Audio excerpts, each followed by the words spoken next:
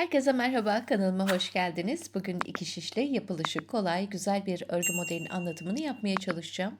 Ben modelim için orta kalınlıkta bir ip kullanıyorum. İpime uygun da 3 numara şiş kullanıyorum. Öncelikle modelimin kısa bir anlatımı için bir düz bir ters örgüden oluşan kısa bir lastik hazırladım. Modelimizin ilmek sayısı 12. Her model için 12 ilmek çıkartıyoruz. Mutlaka modeli tamamlamak için sonunda 5 ilmek ilave ediyoruz. Kenar ilmekleri dışında. Şimdi burada ben iki model üzerinden anlatımı yapmaya çalışacağım sizlere. 12, 12, 24 artı 5 ilmek ilave ettim. 29 tane iki model için ilmeklerimi çıkarttım. Birer tane de kenarlara kenar ilmeği ekledim. Toplamda 31 tane ilmeğim var. Lastiğimi ördüm. Örgümün ön yüzündeyim. Birinci sırasıyla başlıyorum. Kenar ilmeğimi aldıktan sonra modelim için öncelikle ara modelden başlıyoruz. 5 ilmek ters. 1, 2, 3, 4, 5. Burası ara modelimiz ve 5 ilmek ters ördüm. Ana modele geldiğim zaman 7 ilmek düz.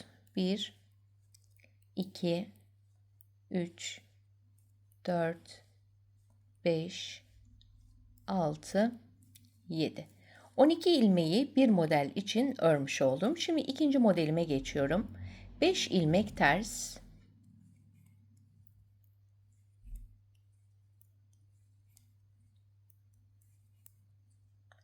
7 ilmek düz,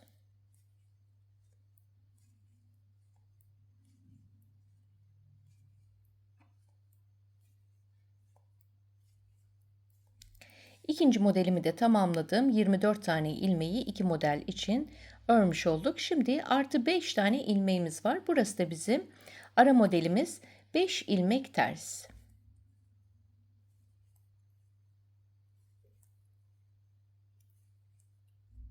Kenar ilmeğimi de ördüm. Modelin birinci sırasını ön yüzde kurduk. Şimdi arka yüze geliyorum. Arka yüzde ilmeklerimizi örmeye devam ediyoruz. Kenar ilmeğimi aldım. Ön yüzde 5 tane ters ilmek örmüştük. Şimdi bu 5 ters ilmeğin birinci ve beşinci ilmeğini düz örüyorum. Birinciyi düz ördüm. Ortadaki 3 tane düz görünen ilmeği ön yüzde haroşa olması için 3 ilmek ters. Arka yüzde örme şekli hep bu şekilde olacak. Bir düz, 3 ters ve son 5. ilmeğim de düz. Şimdi ana modele geldiğim zaman 7 ilmek ters örüyorum. Nasıl görüyorsam o şekilde örüyorum. 2, 3, 4, 5, 6, 7. Şimdi tekrar ara modele geldim. 5 tane ilmeğim var. Birincisini düz örüyorum. Bu ön yüzde 5 tane ters örmüş olduğum ilmeklerim. 3 ilmek ters. 1, 2, 3. 5. ilmeği de tekrar düz olarak ördüm. Ana modele geldiğim zaman 7 ilmek ters.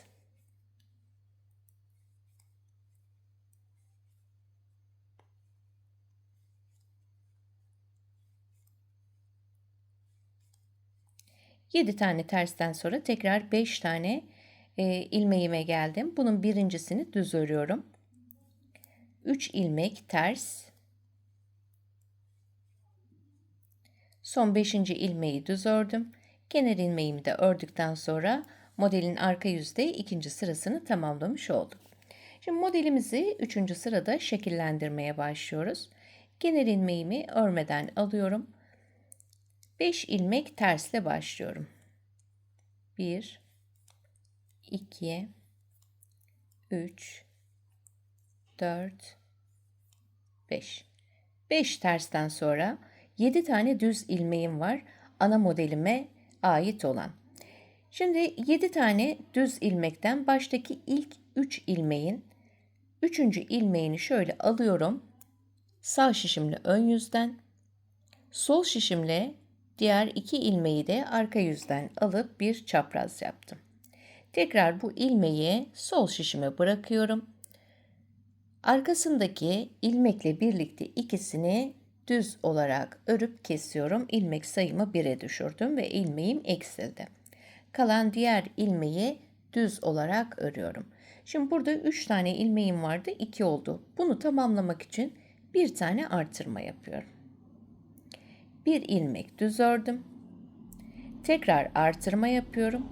Kalan 3 tane düz ilmeğim var. Bunların da yerlerini değiştirmem gerekiyor. Ortadaki ikinci ilmeği arka yüzden alıyorum sağ şişimle. Sol şişimle de birinci ilmeği arkaya aldım. Ve tekrar bunları da bir çapraz yaptım. Ön tarafa getirdiğim bu ilmeği düz olarak örüyorum. Arkada kalan 2 tane ilmeğimi de birlikte düz olarak kesip bir ilmeğe düşürüyorum. Burada benim ilmek sayımda bir değişiklik olmadı. Artırmalarla birlikte tekrar 7 tane ilmeğim var. Birinci modeli bitirdikten sonra 5 ilmek ters örerek ikinci modele geçiyorum. 1, 2, 3, 4, 5. Ana modele geldim. 7 tane düz ilmeğim var. Baştaki ilk 3 ilmeğin üçüncüsünü alıyorum. Sağ şişimle ön yüzden. Sol şişimle de diğer 2 ilmeği arka yüzden alıp bir çapraz yaptım. Öne getirdiğim ilmekle arkasındaki diğer ilmeği alıp ikisini düz örüp kesiyorum. Kalan diğer düz ilmeği de düz olarak ördüm. Eksilen ilmeğim için bir tane artırma yapıyorum. Bir ilmek düz. Bir defa artırma yaptım. Şimdi kalan 3 tane düz ilmeğimin yerini değiştiriyorum.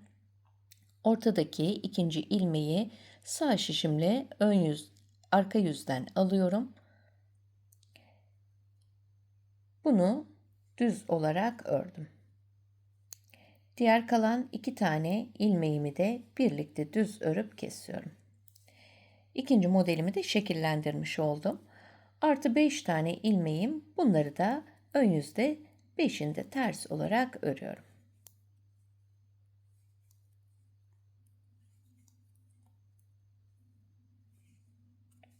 Üçüncü sıramızda tamamladık. Arka yüze geldim. Dördüncü sıra ve son sıramız. Kenar ilmeğinden sonra bir ilmek düz örüyorum. 3 ilmek ters. Bir ilmek düz. 7 ilmek ters. 1, 2, 3, 4, 5, 6, 7. Tekrar ara modele geldim. Bir düz, 3 ilmek ters, bir ilmek düz. Ana modelde 7 ilmek ters,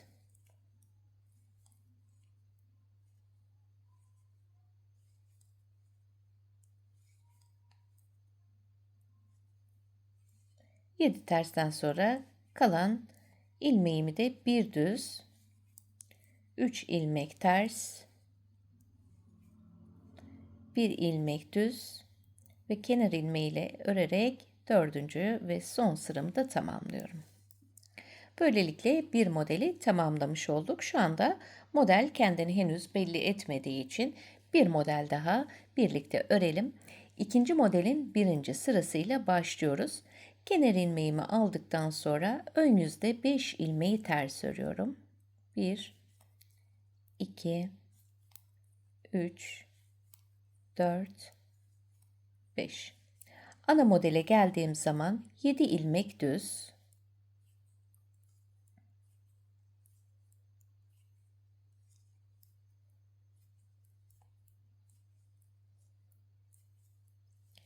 7 düzden sonra birinci modeli örmüş olduk. İkinci modele geçtiğim zaman 5 ilmek ters,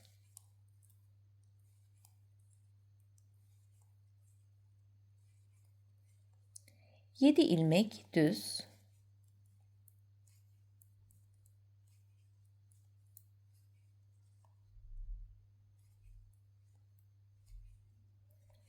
İkinci modelimi de ördüm. Artı 5 tane ilmeğime geldim. Ara modelim 5 ilmek ters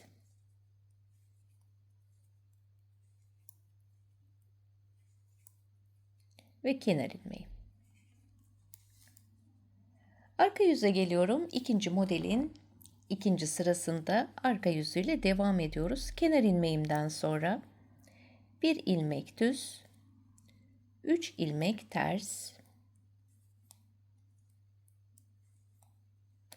bir ilmek düz, 7 ilmek ters,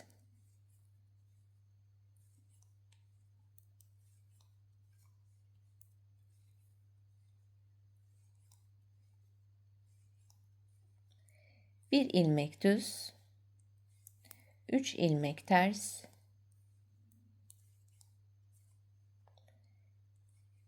bir ilmek düz. Ana modele geldiğim zaman arka yüzde 7 ilmek ters.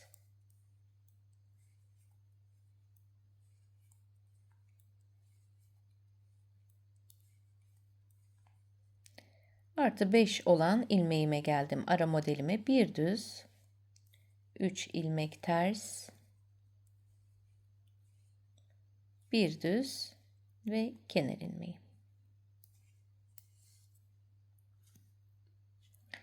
Modelimin 3. sırası ön yüzündeyim. Kenar ilmeğinden sonra 5 ilmek ters,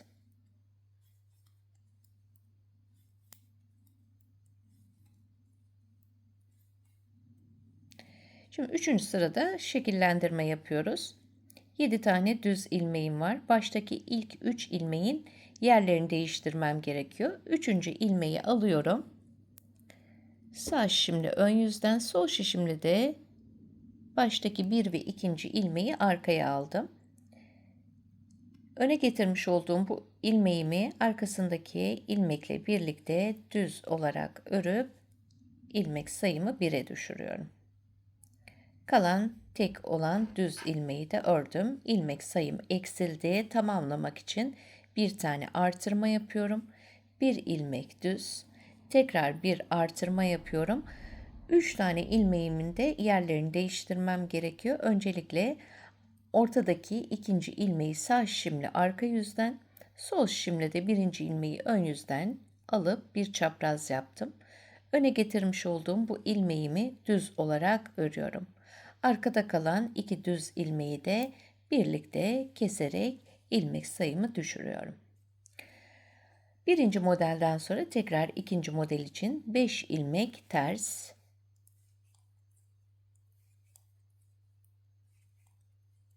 ana modelime geldiğim zaman tekrar burada bir şekillendirme yapıyoruz. 3 tane düz ilmekten üçüncüsünü başa alıyorum.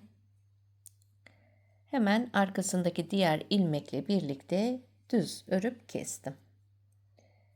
Bir ilmek düz ördüm. Kalan düz ilmeği tamamlamak için ilmek sayımı bir artırma yapıyorum. Bir ilmek düz, tekrar bir artırma yaptım. Kalan 3 tane düz ilmeğimden arkadan ikinci ilmeği alıyorum. Birinci ilmeği de ön yüzden ikinci sıraya getirdim. Şimdi öne aldığım bu ilmeği düz olarak ördüm. Kalan son 2 ilmeği de birlikte düz örüp kesiyorum. İlmek sayımda bir değişiklik olmadı. 5 ilmek ters,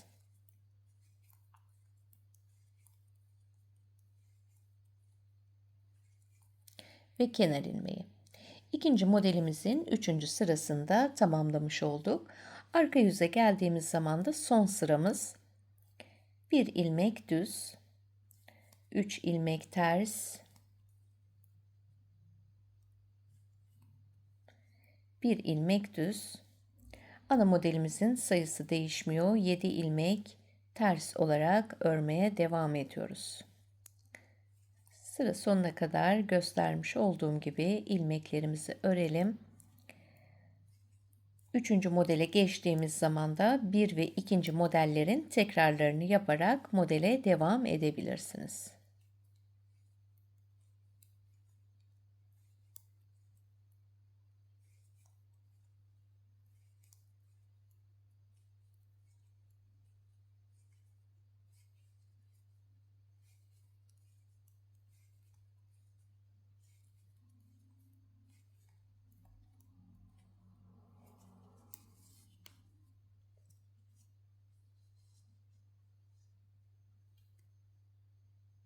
Evet arkadaşlar, modelimizin anlatımını yaptım. Umarım anlaşılır olmuştur. Bu modelimde sizlere fikir olması için angora tarzı bir iple örerek hazırladım. 2,5 numarada şiş kullandım. Modelimizin arka yüzüne de şöyle bakalım. Arka yüzden de oldukça güzel, temiz bir görüntüsü var. Hem çocuk hem yetişkin örgülerinde rahatlıkla örebileceğiniz güzel bir örgü modeli. Oldukça da kolay, 4 sırada bir kendini tekrar eden güzel bir model. Umarım sizler için de faydalı bir video olmuştur. Bir sonraki yeni videomuzda tekrar görüşmek üzere. Kendinize çok iyi bakın. Hoşça kalın.